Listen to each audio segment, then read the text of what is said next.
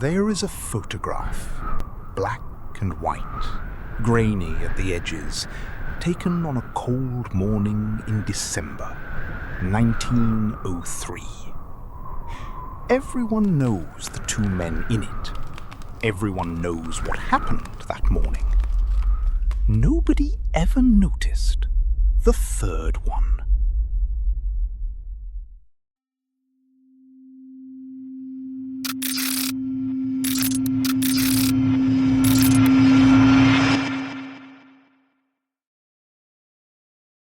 Two brothers ran a bicycle shop. They were good at it, methodical, patient, the kind of men who understood how things worked by taking them apart. The younger one had been sitting at the counter for an hour, not working, just thinking with his hands.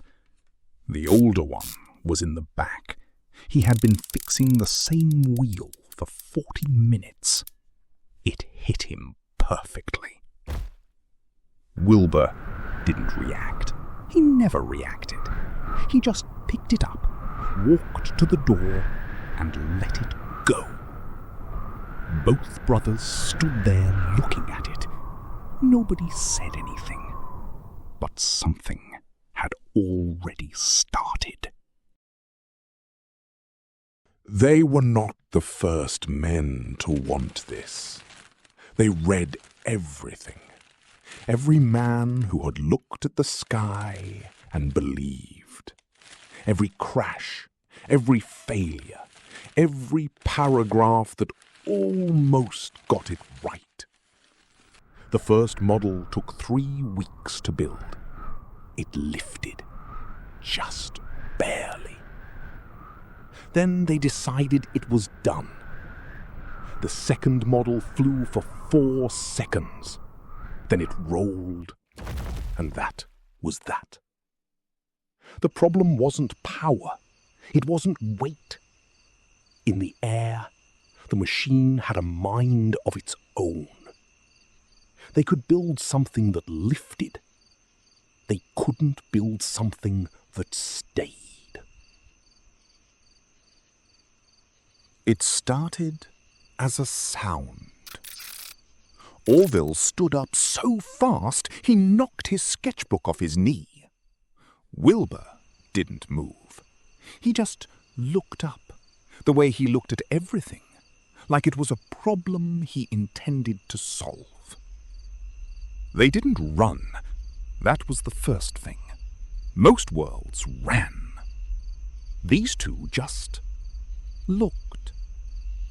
By the next morning, they had told no one.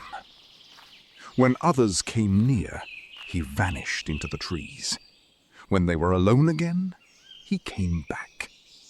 Orville noticed it first. The way he always knew when someone was coming. The way he tracked them before the brothers even heard footsteps. Wilbur watched for 2 more days. Then he said, "He doesn't want to be seen. Just us." Neither of them knew why, but both of them honored it. It was Orville who figured out that the figure was trying to show them something. A tilt forward, and he moved forward. A tilt back, and he slowed, like a teacher writing on a board, waiting for the class to catch up. Banking left, banking right, dropping suddenly, then arresting the fall, hanging in the air with impossible stillness.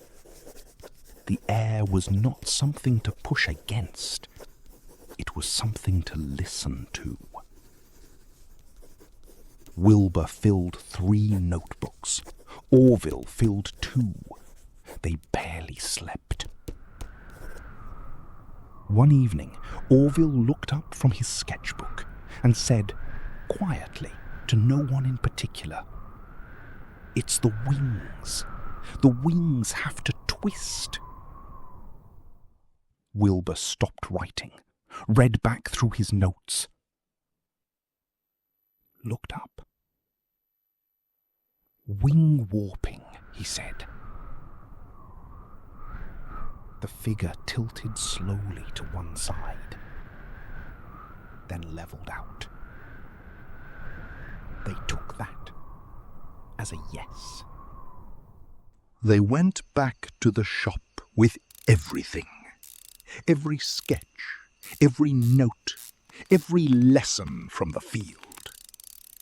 The bicycles got pushed to one side. This was the only thing now. When it was finished, Wilbur ran his hand along the lower wing and was quiet for a long time. Then Orville picked up a brush, and on the forward strut, in clean, careful letters, he wrote their name. They chose Kittyhawk for the wind. Steady, reliable, coming off the ocean. December 17th, 1903. 12 feet, 12 seconds. 120 feet of open air. They flew 4 times that day. The 4th flight, 59 seconds. 852 feet.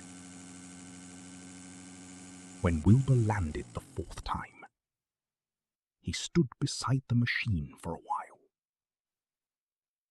just standing. Then he looked toward the dune. It happened on a quiet morning. No crowd, just the brothers and a routine test. He was floating higher than usual, higher than he ever floated. His cracks fully lit, the blue steady and full through every line, like something preparing to leave. Orville raised his hand. Wilbur raised his too.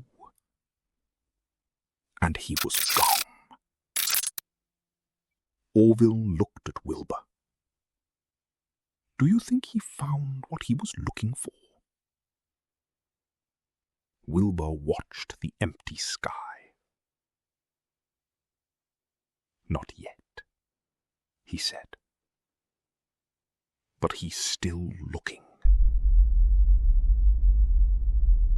From the flyer came the biplanes of the First War. Fragile, brave, wood and wire over the trenches. Then the metal fighters, built for a different kind of sky. Then the jets. Then the wide-body airliners. Flight turned from a miracle into a commute. And every child who ever pressed their face to an airport window and watched a plane disappear into the cloud was looking at something that started in a bicycle shop, in a field, with a figure nobody else could see. He never knew what came next. But the sky remembered.